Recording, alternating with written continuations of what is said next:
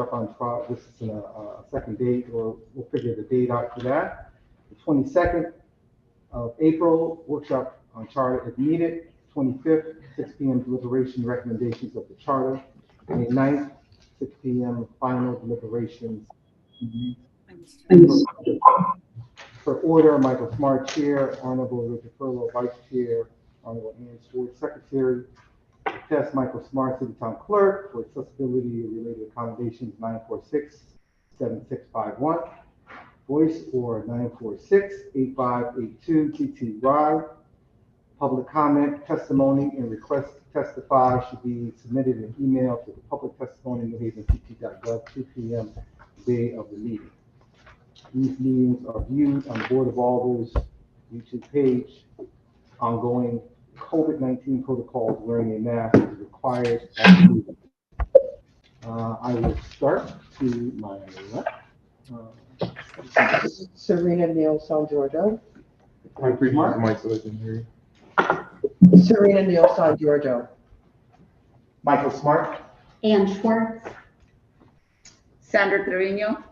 Patricia Melton. And I would like to acknowledge Alder Campton Singh joining us. Welcome to the public. We have our council with us. How you doing, sir? Good to see everybody. Good to see you. Hi, everyone. Hi, welcome. Thank you all for coming and agreeing to testify. I'm going to defer to council. You can do the introduction and we can kind of go from there. Great. Thank you, Mr. Chair. It's good to see everybody. And I'm only a few blocks away tonight. I've got this meeting in Stamford this evening, but I'm very pleased with the group of distinguished speakers that we have tonight. They're all people that have gone through recently, if not right now, one of them right now, going through exactly what you're going through with charter revision.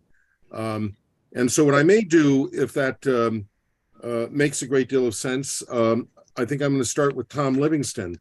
I met Tom a couple of years ago. He might have been testifying. I can't remember whether it was Norwalk or Hartford. Hartford. It was Hartford. It was Hartford. Yeah. So we have TJ Clark from Hartford here on a similar panel dealing with these types of issues at the Hartford Charter Commission last year. And Tom has been on the council for 8 years, I think, since 2015. He has served as president of the council. He might talk a little bit about their revolving presidency, which would be of interest to New Haven, where we tend to have presidents who serve for a decade or more sometimes. And Tom has just been really the spearhead on the council that led to the current charter revision in Norwalk. He's really an outstanding lawyer and a very good man and a resident of Norwalk for the last 34 years or so, or maybe longer than that for all I know. That's right. I'd like to introduce my good friend, former president of the Norwalk Common Council, Tom Livingston, to talk about these issues. And just before Tom gets started, I'd like to welcome our vice chair, Alder Furlow, Commissioner Furlow, join us. Okay. Okay.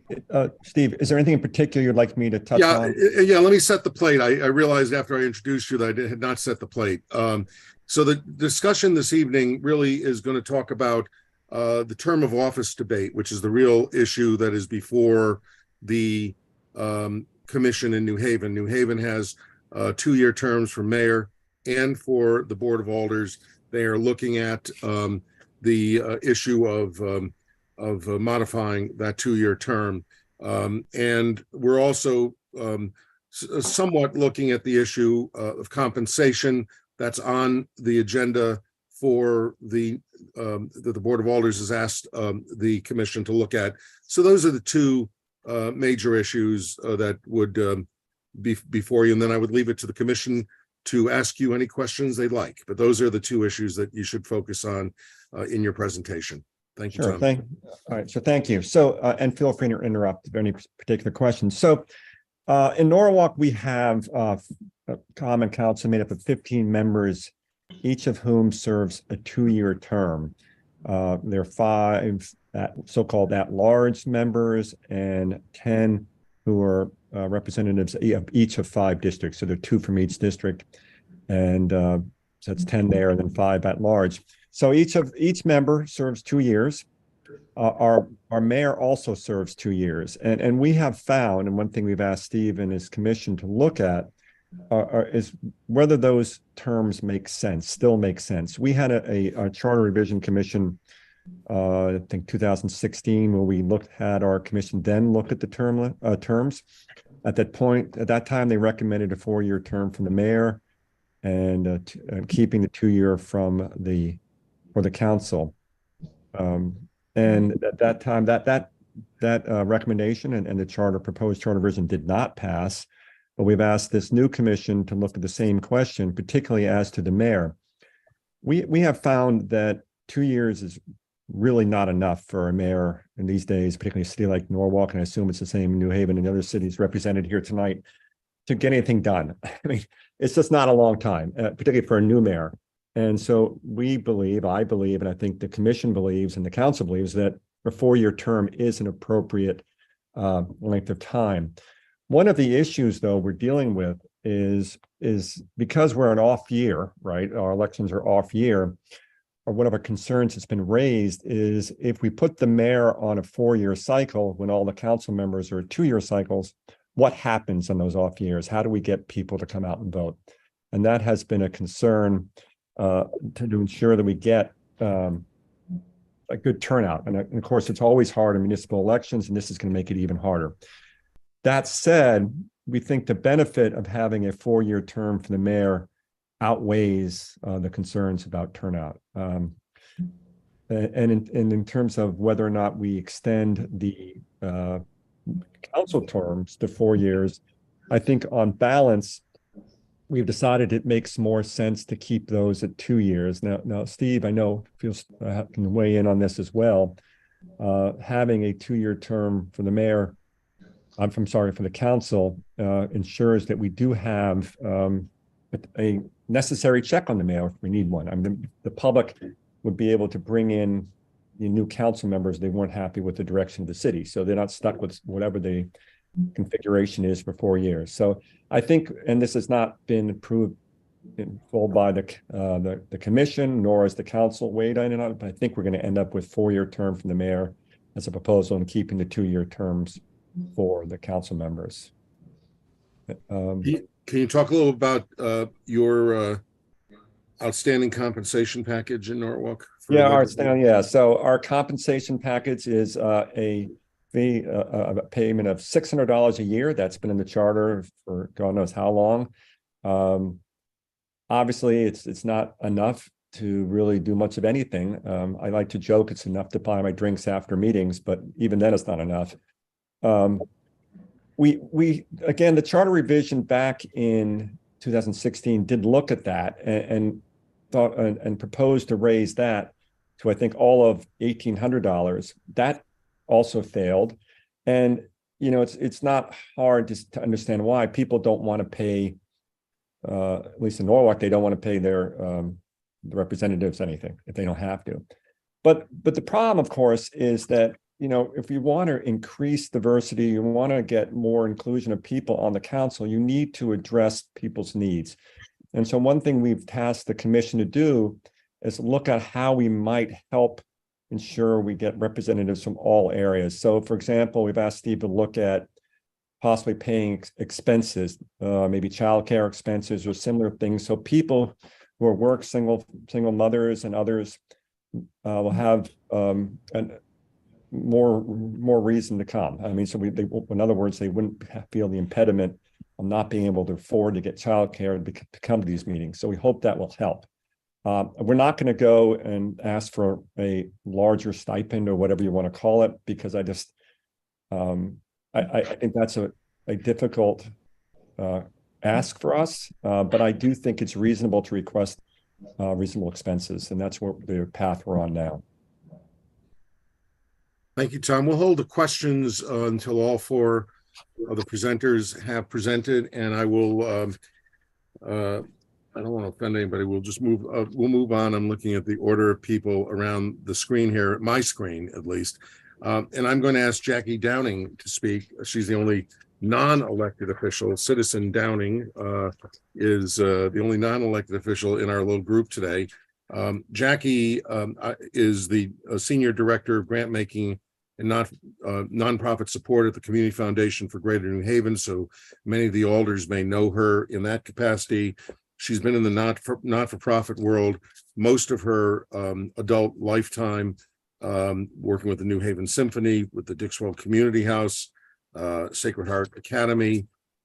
She's also served in the government in Hamden as Deputy Chief Administrative Officer, then Chief Administrative Officer several mayors ago, probably a lifetime ago, it feels probably to her.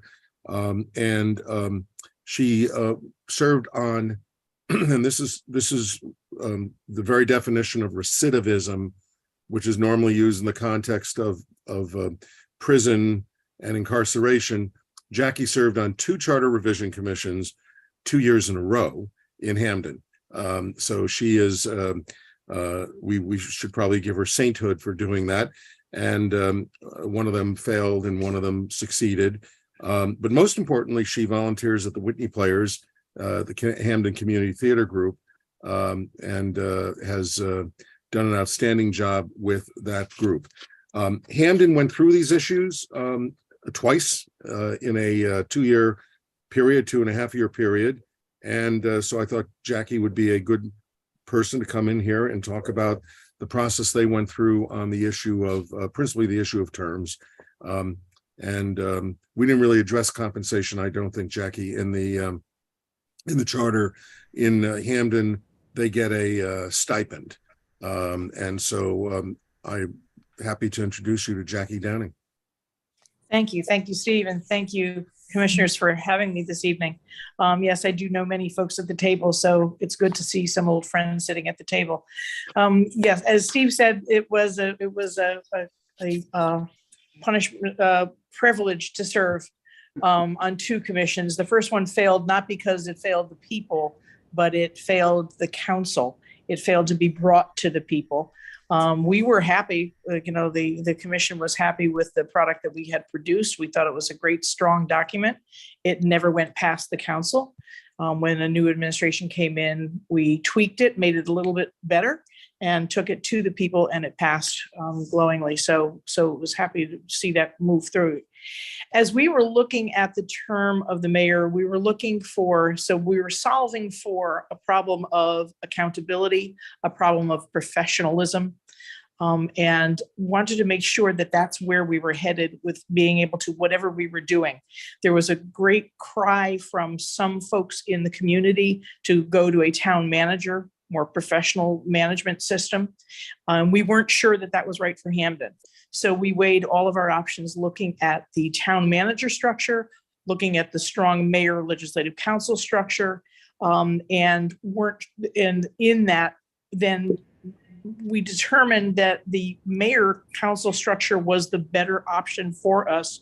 But then how do we raise that level of professionalism? How do we raise that level of continuity and accountability?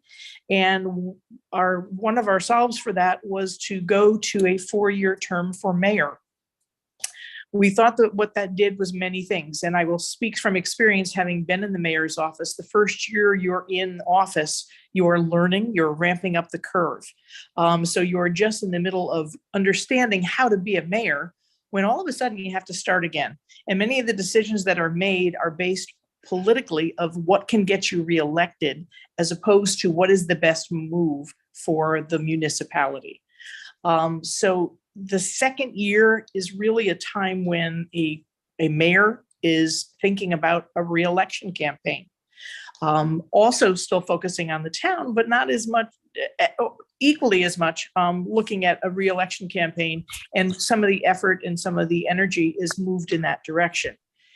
A new mayor takes that first year to ramp up, doesn't even understand really what they need to do. So they're not ready to move their agenda, their vision forward in that short time.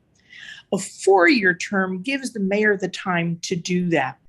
So we opted for the 4-year term. That's one of the reasons we opted for the 4-year term.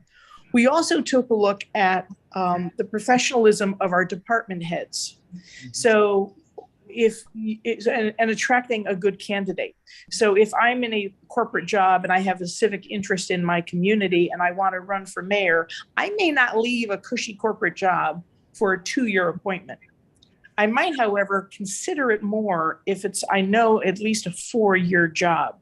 So the quality of candidate that we thought might be attracted for the mayor's office might be enhanced by the offer of a 4-year commitment from the town. In the same way, that mayor who is in for 4 years can then attract the best department heads to surround themselves with. Because by being surrounded by people who've got 4-year appointments, it's more attractive than saying, hey, leave your job where you are, come for 2 years, we may be out of office, but it's a great shot. So we thought that the level of professionalism of the department heads as well would be enhanced by a 4-year term. We did leave the council terms at 2 years. We also looked at that. We thought about how to stagger that, how to do that with the mayor. And we thought it was a good, as a previous speaker said, a good check and balance.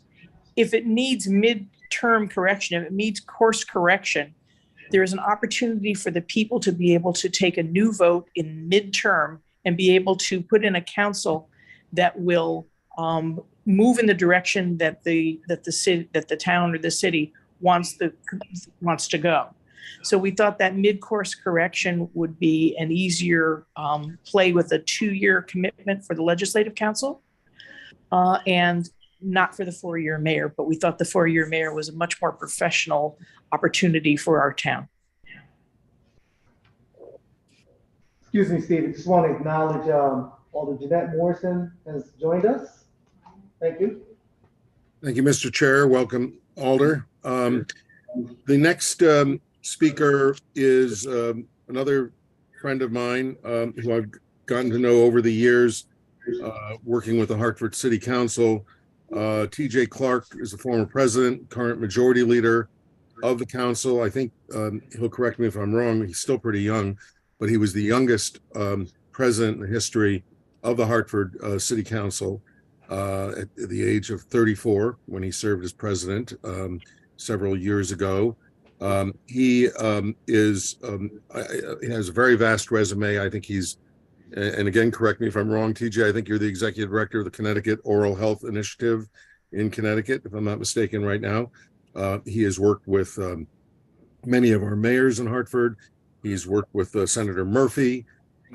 He's very active in his church in Hartford and was a very supportive and active member of the Common Council when the last Hartford Charter revision went through, and is a real strong advocate for council authority and the role of the council in local government. So I'm happy to introduce my good friend TJ Clark. Thank you, Steve, and hello to the panelists and to the members of the New Haven Board of Alders. Again, my name is TJ Clark. I currently serve as the majority leader of the Hartford City Council, and we just wrapped up our charter revision process that Steve was gracious enough to be the legal counsel for again. And so, talking about recidivism, Steve, I think you're a glutton for punishment, but it was quite an undertaking. I think many of my colleagues did not we did not find all of our aspirations and wishes in the charter that was ultimately passed, but it was passed, and some of the alignments came with the aligning the town and city clerk office under the office of the Court of Common Council. We were able to strengthen some of the boards and commissions. We were able to, thankfully, something that I really advocated for was to lengthen our budgetary process. Typically, the mayor does a state of the city address on our first meeting of the month of March, and then subsequently, at the third Monday in April, he would then submit to the town and city clerks office his recommended budget. So we were able to stretch that for the mayor to deliver when he delivers the State of the City address, which is actually this coming Monday. That actually initiates the budget process. And so we were able to write in 2 budget hearings for the public. Typically, it has been 1 over the years since the form of government changed from a strong council, city manager form of government to a strong mayor council form of government. And so there's going to be 2 public hearings within the month of month of April. We're able to really stretch out our departmental budget hearings so that it can give my colleagues and I more time for us to digest all of the vast amount of information that we are receiving from our department heads, getting questions answered that we would have, so that we really can be a sound deliberative body and make some strong recommendations as to what how to reallocate certain funds to present back to the mayor for ultimately a budget to be passed. We didn't get everything that we wanted. There were certain things that we were looking at, the possibility of creating a police commission so that we can actually give some more oversight to our police department and kind of mirror what New Haven is doing. We also some of us were entertaining the ideas regarding creating more of a hybrid system. And so because we are all at large, there's 9 of us within the city of Hartford. And some of us might overlap depending on where we live. However, we were looking at doing council districts as well as at large. That then wasn't even put up for a vote. There was a little consideration as well. However, it was not we didn't get everything that we wanted, but we got something. And then, Steve can attest to the good work that was put into making it happen, because there were a lot of people actually that came out in opposition of the charter, but it did pass. And one of my advocacy pushes were to make sure that when we would do a charter revision, that it was done on a state election year, because it just was not enough faith in the electoral process for us, folks coming out in the municipal election year to come out to pass it. I believe too, we were able to talk about the terms. We were successful in actually having the Board of Ed terms actually be on the same municipal schedule as the city council, because the Board of Ed is 2 years after the council's election. And when you look at voter turnout, it was very dismal for a Board of Ed election. So I believe that begins in 2027 when the Board of Ed will be on the same schedule as the city council, the mayor, and the treasurer for the municipal races. So TJ, if I may, in this last charter revision, the issue of terms other than aligning the Board of Ed term to the other terms was not an issue because it was arrived at, the 4-year terms were arrived at back in 2002, which was my first, I am a recidivist, my first of 4 charter revisions in Hartford. And the 4-year term was created for both the mayor and the council. What's your experience with that, with the 4-year term?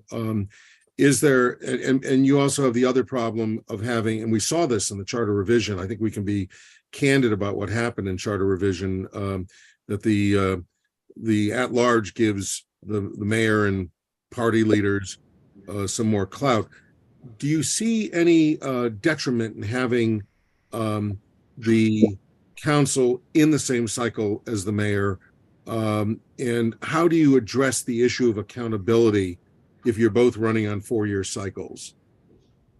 This is a great question. The mayor is actually my experience has been, the mayor's the top of the ticket.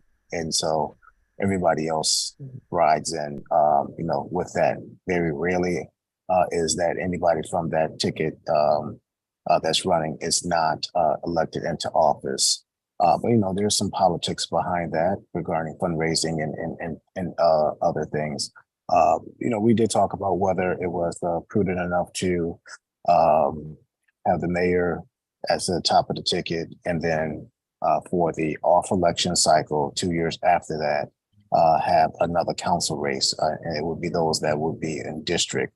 But there was an argument to be made that you probably would not get enough people to come out because there's no headliner with that ticket for that ticket. And some folks were talking about, well, that will make it, that should make it a little bit more easier for folks to run their own election instead of riding on the coattails of somebody else and having them work harder, I would say, versus not easier. But it's easy for when you have a slate that large for people just to do the bare minimum in order to get elected, then rely on those that have a little bit more name recognition that they can ride on their coattails. Thank you very much, TJ. And I'm sure that the commissioners will have questions in a moment. I just wanted to bring that out since that was not a live issue in your last charter revision. And so I want to, last but not least, certainly not least, is my good friend from Middletown, Jean Nocera. Jean was elected around the same time Tom was, I think, in 2015. Am I right, Jean, to the council? You were on the Board of Ed before you were on the council. I was the chair of the Board of Ed in 2011, Steve. Okay. And Jean was a lifelong educator, and is currently the majority leader of the council in the city of Middletown. And more importantly, he is an adjunct professor of education at the University of St. Joseph in West Hartford. I didn't mention that Tom is also an adjunct professor, I think, at the law school, UConn Law School, if I'm not mistaken. Good for you, Tom. Yeah, so we have a couple of, how shall I put it, intellectuals on this panel. No, not that. So Jean was majority leader during the most recent Middletown charter, which succeeded, which did pretty well at the polls. And Jean probably attended as many meetings as most of the commissioners. We had, in that case, like New Haven does, we had 2 members of the council on the Charter Commission, but Jean took it very seriously as acted as a liaison, which was enormously helpful to me because I had a direct link into the leadership of the legislative body, which ultimately, this is a lesson time for our Charter Commission, ultimately it's the Board of Alders that has to adopt everything we do. And it was very useful having Jean as that liaison in the same way that Tom has played that role in Norwalk. And so I wanted to have Jean talk a little bit about these issues. These are issues, the 4-year term, 2-year term issue is an issue that was discussed in Middletown, and they are also an at-large community like Hartford is, and those issues were addressed as well. So I want to now ask Jean to say a few words, and it's great to see you, Jean. And Madam Clerk, and Jean, we're very happy to have you here. Thank you. Majority leader. I'd like to recognize Alder Douglas and Alder Bushnell, who has joined us this evening. Okay, thank you. Thank you, Steve, and thank you and welcome panelists and New Haven Board of Alders. Honored to be here to provide some information. As Steve summarized to a degree our situation in Middletown. We are an at-large common council with 12 members, and we have a majority, a minority rule. So essentially, if the Democrats win, it's by vote. There's 8 Democrats on the council and 4 minority Republicans, or vice versa. The term limits for mayor and council was actually decided the previous charter. And so we went with a 4-year term for council and a 4-year term for the mayor. Prior to that, we were 2 and 2. And and for and the Board of Ed also. So now we have, and the Board of Ed, by the way, is off year elections. So some run with the full ticket. We have a strong mayor format in our city. We did discuss that in charter, and there were some members on the charter revision that wanted to challenge that, but that prevailed at the Common Council level. So we continued on with our strong mayor who presides over the meetings. And that's worked well for Middletown.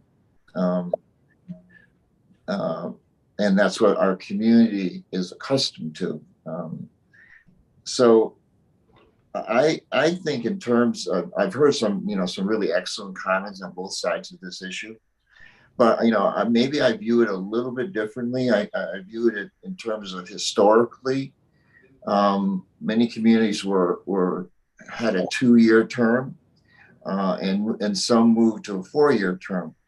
But recently, our playing field has really changed, as you all know, post-pandemic.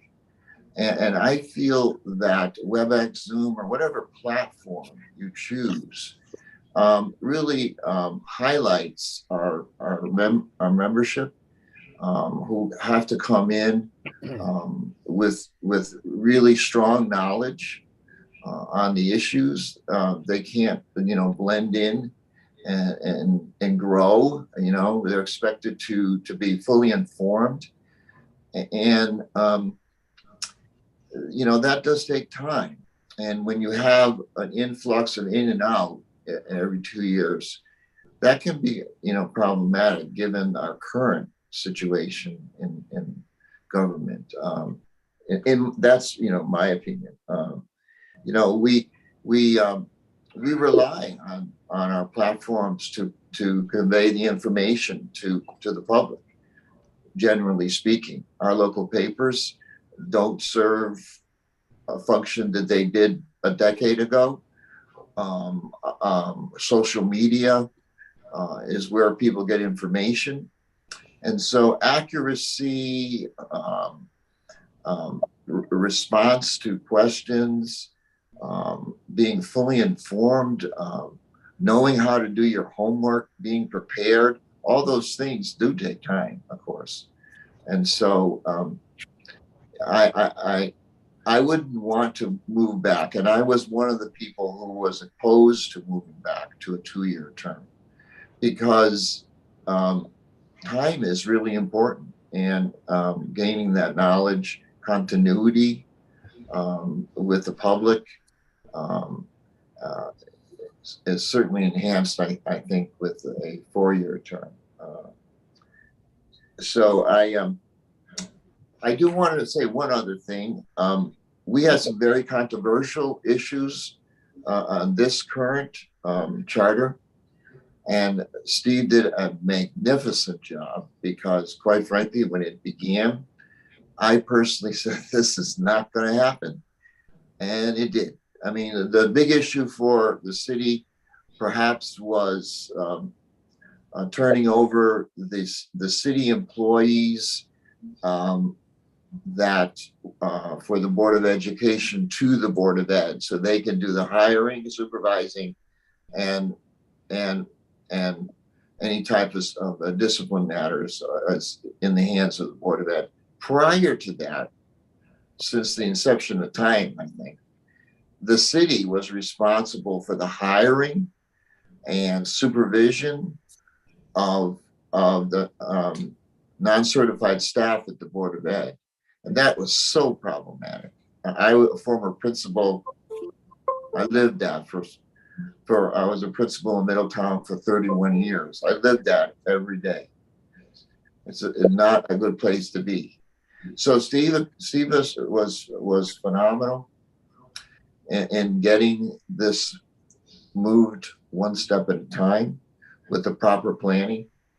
And there were many other issues. I could explain, the whole thing on other issues, but I commend you, Steve, because you did the impossible. Thank you. I've got the job with the New Haven Charter Commission, Ray. Thank you, though, Gene. It's very kind, very Okay. kind of you. Can I point out something else they did in Middletown? It doesn't really affect New Haven, but it just shows how different every community really is in terms of tradition. Both in Middletown and in Norwalk, Tom, correct me if I'm wrong, I think I'm right, the mayor presides over the council. In Norwalk, historically, there's been a president, and that's true in New Britain, where the mayor presides, and in Bridgeport, where the mayor presides as well.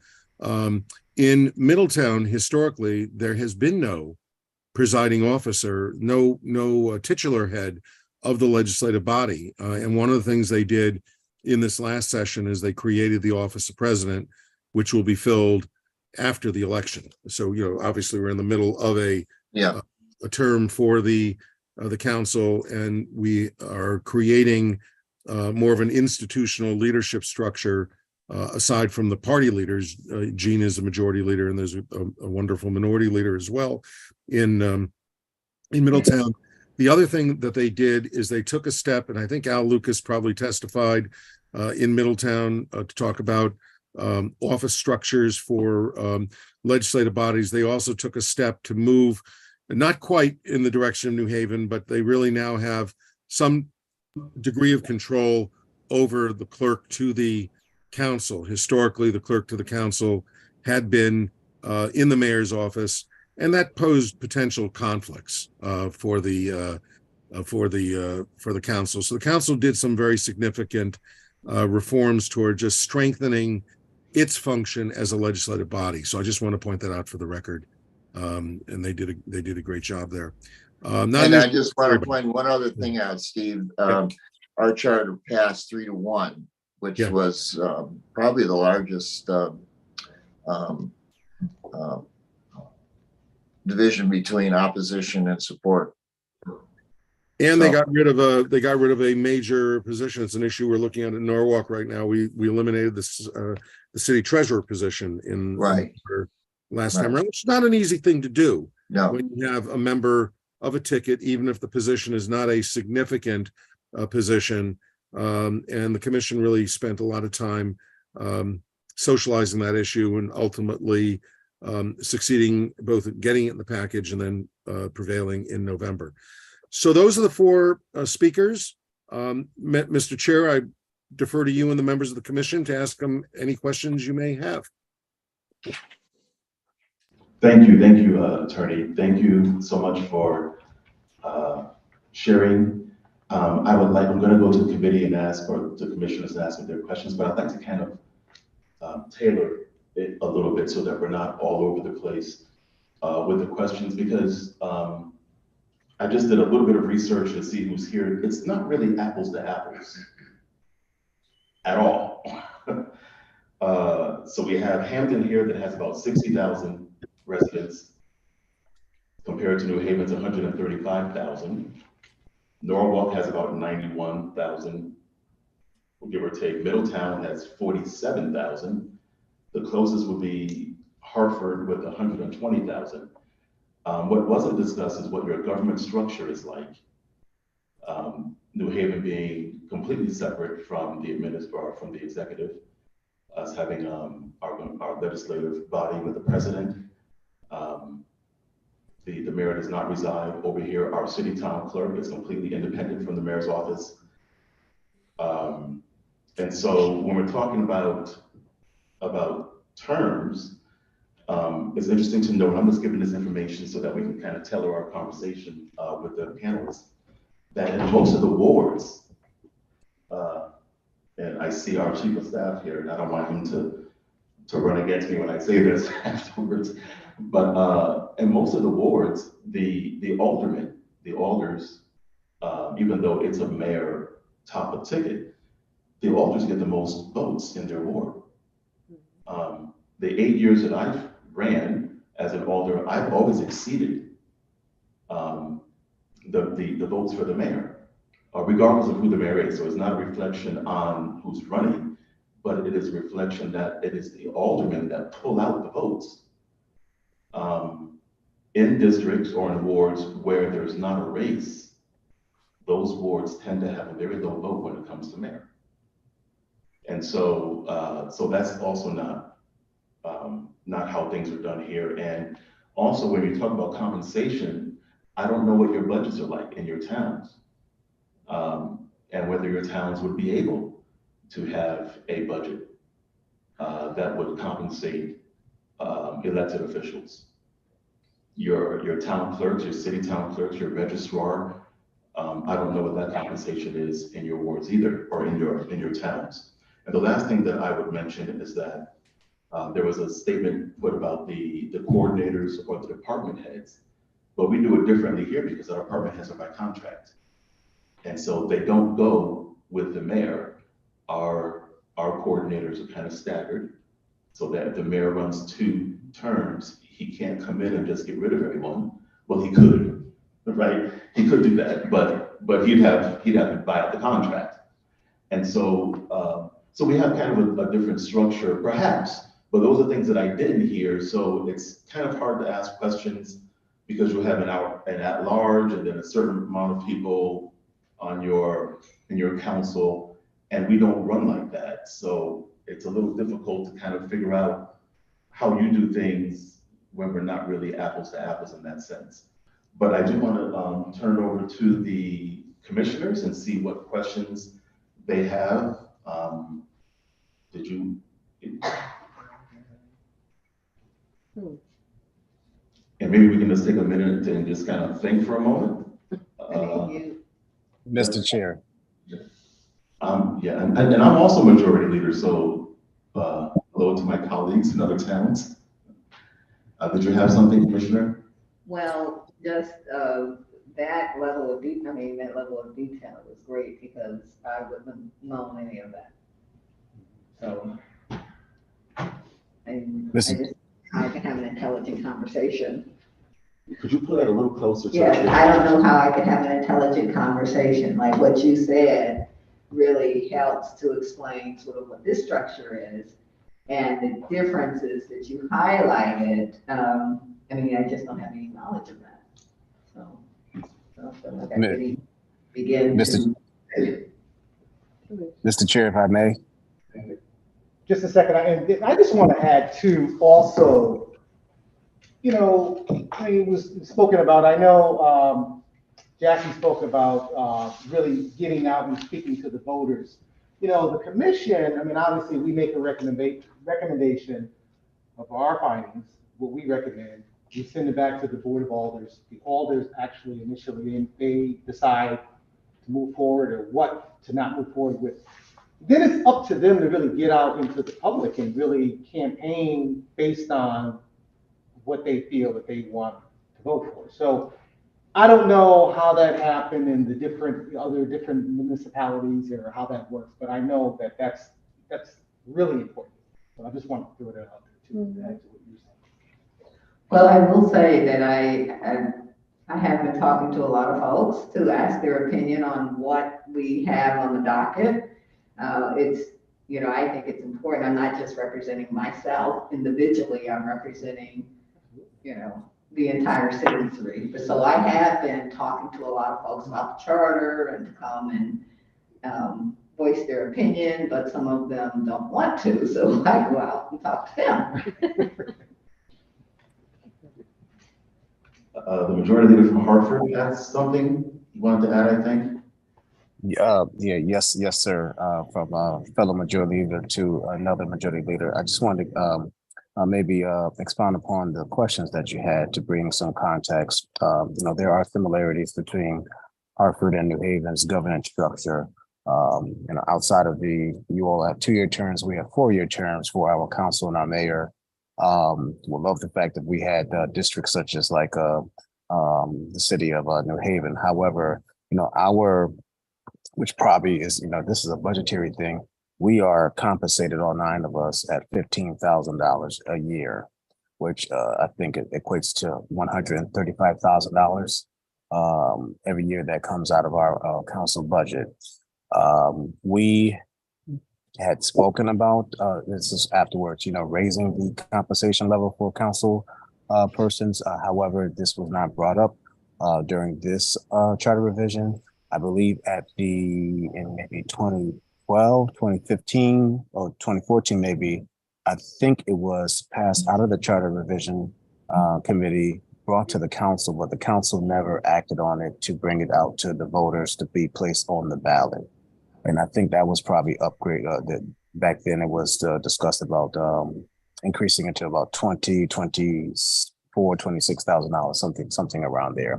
Our town clerk is appointed by the council and serves a lifetime appointment per the charter until he or she wishes to retire. And now with that charter revision change, it now is directly under the council.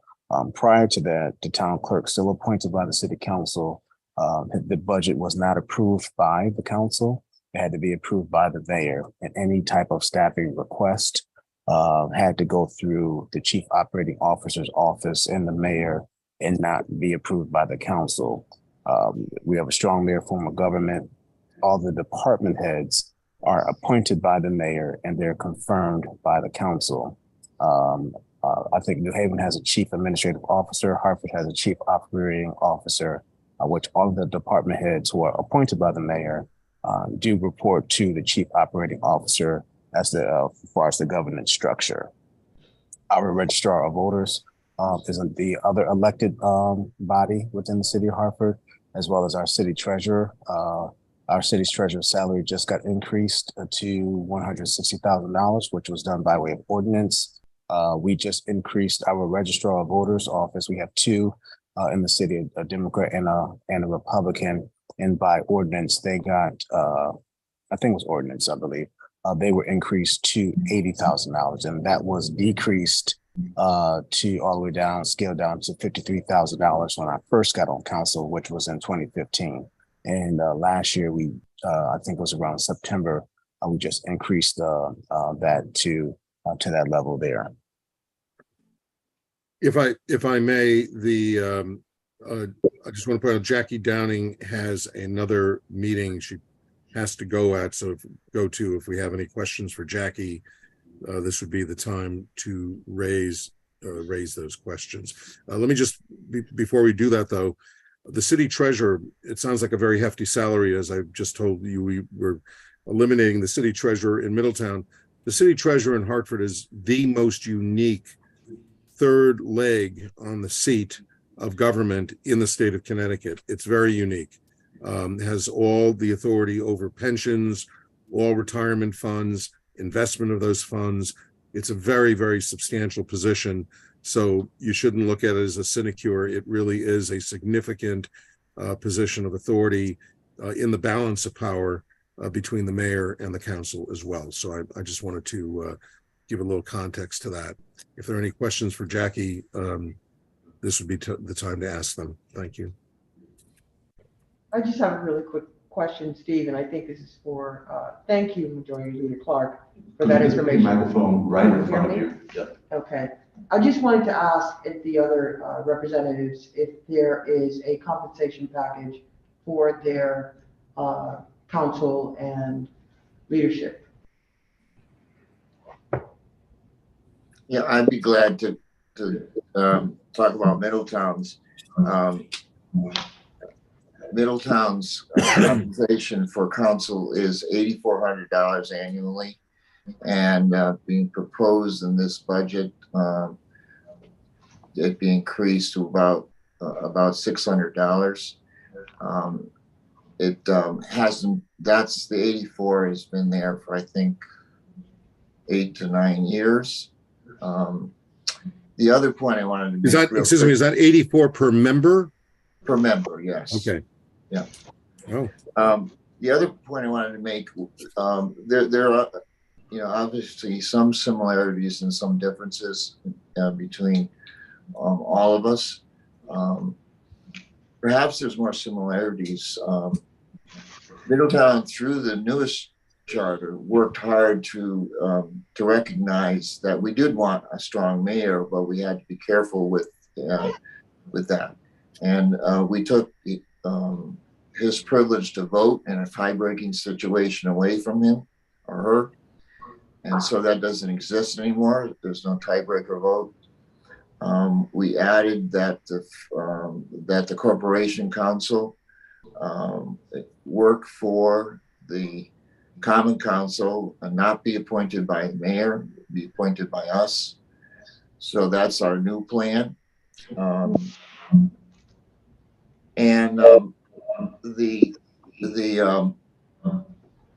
whole issue of being careful with legislative versus executive branch differences in role and function and norms are more on people's mind than ever before. So, thank you.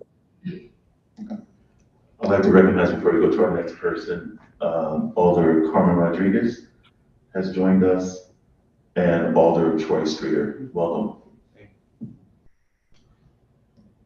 I see another hand, the colleague from.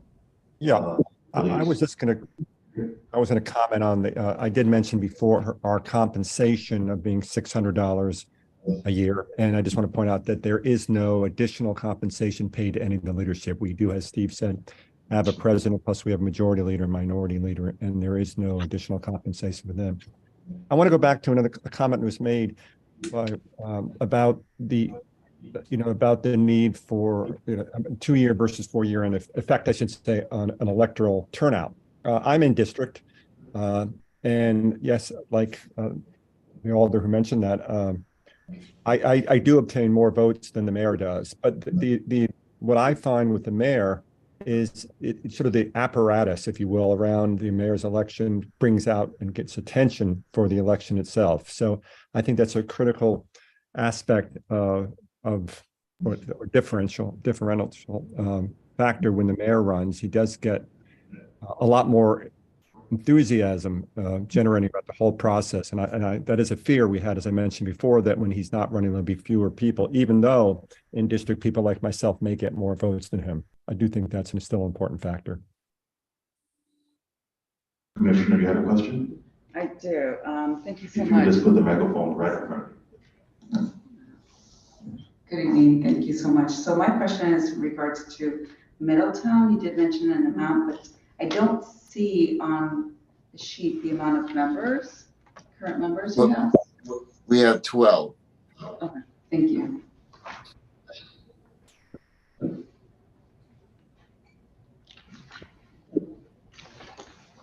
Are there any other questions from commissioners?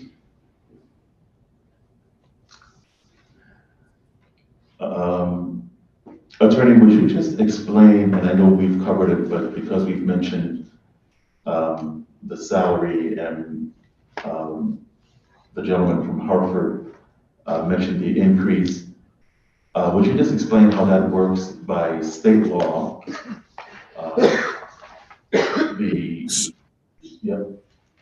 So you're entitled to, and this is legislative salaries. Let's focus on legislative salaries. Legislative salaries have to be approved by referendum, no matter when you do it, whether it's in the charter or not in the charter. If you adopt a budget provision that allows for an increase in legislative salary, that portion of the budget has to go to referendum to be approved. And then you can only, in the case of a 2-year term, increase the salary prior to the beginning of the term, meaning that you cannot vote yourself a salary unless you're an incumbent who gets reelected. And then you could get your salary, and that's the state constitution that governs that factor. So you can, so you have to go to referendum, and you have to, you can only do it prior to the beginning of a 2-year term. If you have a 4-year term, the same rule applies twice, though. Every 2 years prior to the commencement of the second half of a 4-year term or to the next 2-year term, you can increase the salary subject to referendum. Here's the caveat. One of the reasons I recommend that they place salary provisions in charters is the charter process is a referendum. And so that so Hartford's $15,000, plus they do have the option for compensation increases, is approved in referendum by the voters. And in my view, it's never been challenged in the communities where it's been done. It makes sense to establish the legislative salaries or compensation in the charter because it is approved through referendum. And so if there's a COLA, which I actually recommend in most of my charters, the voters have already voted recognizing that the COLA would take effect. But keep in mind, you can, again, only increase it, not annually, only increase it prior to the end of every 2-year cycle under the state constitution.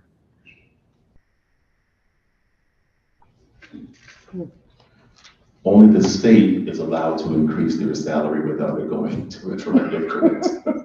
Well, the mayor doesn't have to go to referendum either, by the way. The mayor can be increased by simple act of the legislative body. What we did in Hartford 20 years ago, I don't think we did this in Middletown, and I don't think we're doing this in Norwalk, and I don't think we did it in Hamden, but we did in Hartford because Hartford's mayor had not received an increase in a number of years, and they were moving from the city manager form of government as well, is in order to eliminate the political issue relating to mayoral salaries, we established the mayoral salary as a salary equivalent to that of a Superior Court judge. We wanted to find a position of sufficient magnitude and prestige that would provide a reasonable salary, but take it out of the political realm, except for the COLAs that are attached to it as well. While the referendum provision does not apply, the mayors can't get increases any more than a legislative body can. But we've set it in Hartford for the mayor. It's now been approved for the treasurer, and the baseline of $15,000 is in the charter for the council. So Hartford has the trifecta where all 3 major offices have established baselines in the charter for their compensation, which kind of takes it out of the political realm. Are there any questions from commissioners regarding that? Attorney, could you walk us through staggered elections if we were to do 4 and 4, what that would look like, or even 4 and 2? Well, there's a number of ways you can do it, Mr. Majority Leader, Mr. Vice Chair, and that is if you, as Hartford and Middletown, have the 4-year terms coincide, everybody just runs the way you do every 2 years, except you do it every 4 years. In Hartford, they're moving the Board of Ed so that there will be an Uber municipal election every 4 years in Hartford, which means the off cycle, I don't believe anybody, TJ, correct me if I'm wrong, I don't think anybody will be running in the off municipal cycle. Everybody will be running every 4 years. So it just means everybody runs together. One of the other ways you can give everybody the 4-year term if that's where you want to go, but break the council, the alders away from the mayor, is to establish a cycle where there's an election every 2 years for 4-year terms. In one cycle, you'd have the alders running. In the other cycle, you would have the mayor running. So you'd have to do a transition term so that if the mayor were to go to the 4-year term in the next cycle, the alders would have one more 2-year term, but in the election thereafter, they'd get their 4-year term. So they'd have to graduate into it. You could actually do it the other way and let the alders have the 4-year term first, and then have the mayor serve one last 2-year term before the mayor jumps into the 4-year cycle. So you can get the benefit of the 4-year term, but you also have the benefit of the mid-cycle election where there can be some level of accountability held. So you can still build in the standard that I have recommended to many of my municipalities and get the 4-year term for both offices. But what you don't get is you don't get the relief of a cycle where there's no election. So if you're worried about saving money, then you might be able to save money by not having that mid-cycle. But if you're want to maintain some level of accountability, you can still have elections every 2 years with 4-year terms for everybody. I think it's fair to know just, I feel like the historian today, just giving some facts, that our previous mayor, well, 2 mayors ago, former Mayor DeStefano served, what, 20 years? That's correct. Their heart was 3 terms. 6 years. He served 6 years, and our current mayor is going on his 3rd term. And I don't know of many alders that I can think of, maybe just a couple who have only served 1 term. Most serve several terms. And so you think about the cost saving of, I know one of the arguments were, well, if we want to keep it rolled over so that there'll be a choice every 2 years. But I don't recall any alder ever serving just 1 year, 1 term, nor do I recall any mayor just serving 1 term in the last 10 years. And so, and I'm just bringing it up for discussion as we're kind of thinking through the process of what makes sense as we're coming to really think about what we're doing. Any comments or questions from the commissioners before I turn it back to our chair for his final comments? And we're grateful we recognize Alder Saban. I just saw him walking down the hall. I'll get back to our chair. I don't know if you want to have, if there's anyone here from the public who would like to testify on anything that we've heard tonight. Back to our chair. Thank you, Vice Chair. So, would anybody from the public like to testify? Anybody from the public like to testify? Alders? Anybody from the public would like to testify? Okay, all right. So certainly we appreciate the testimony from all of the members, and it's going to be very helpful when we start to talk and really dig into this for any deliberation. And certainly any other information that you think that would be pertinent, can you, obviously through Steve, get it to us so we can have that as part of our information. And at this point, do you guys have any more comments or questions you'd like to? Council? No, thank you, Mr. Chair. We'll you and I will talk about the next agenda offline. Yes. Okay. Thanks very much. Okay. Thank you. Thank you all. Thank you, Gene. Thank you. Thank you, everyone. Nice meeting you. Take care. Good night. Thank you. All right. So I think that was helpful conversation. We will continue that. We have our next meeting coming up the 11th, from the 11th and the 12th. We'll get the dates. I'm going to talk to the council.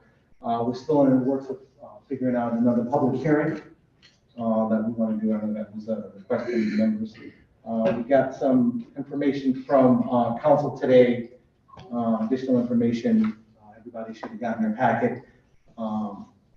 Everyone got their notice a little more better in time? Yes. Okay, good. So we'll keep it that way.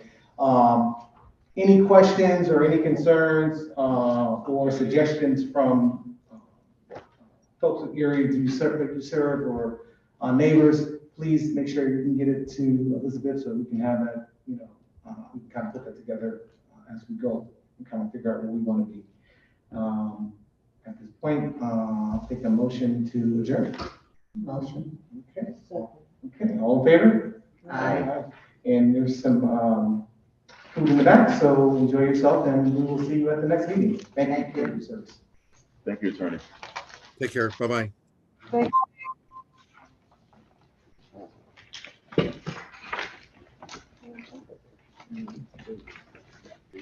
So what's the current amount for the elders? Did they do see the 5? I think it's 2,000. 2,500, yeah.